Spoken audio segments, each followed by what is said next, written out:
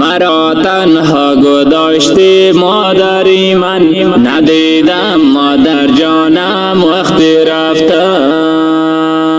مرا تنها گذاشتی مادری من، ندیدم مادر جانم وقتی رفتن. ندیدم مادر جانم وقتی رفتن. زهجرت مادر جانم من فریشان، زهجرت مادر جانم من فریشان. ای الله زهجرت مادر جانم من فریشان، زهجرت مادر جانم من فریشان. فرزندت مصطفی شرف نالان، وقتی رفتنت نبود مادر جان.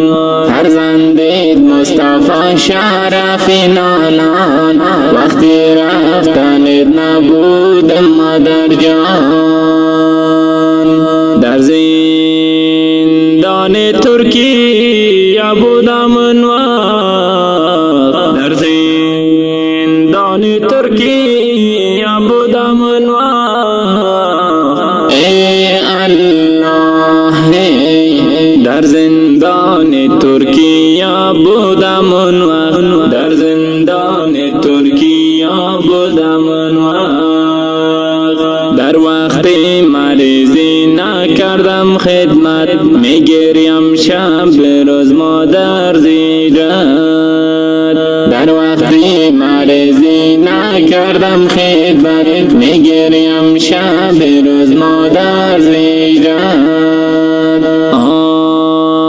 آمدم از ترکیه به خانه، آمدم از ترکیه به خانه.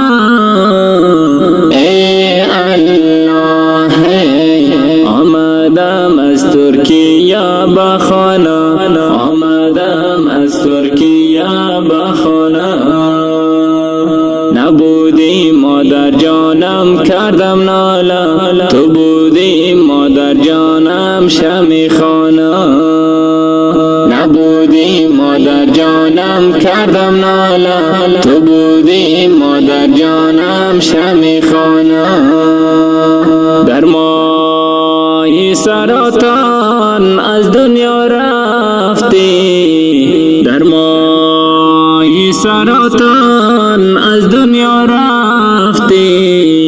ای الله در ماه سرطان از دنیا رفتی، در ماه سرطان از دنیا رفتی. در وقتی مریضی مشفقت دیدی، آمدم از ترکیه تو نبودی. در وقتی مریضی مشفقت دیدی، آمدم از ترکیه تو نبودی. زیاولاق جان شرفی شده حیران، زیاولاق جان شرفی شده حیران. ای الله زیاولاق جان شرفی شده حیران، زیاولاق جان شرفی شده حیران. مانده با اشک نم ندخوان عجب خان، کجا یافم تو را آلان مادر جان.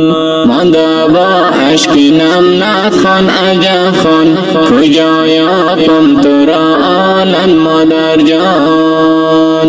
مرا تنها گذاشتی مادری من، ندیدم مادر جانم وقتی رفتن.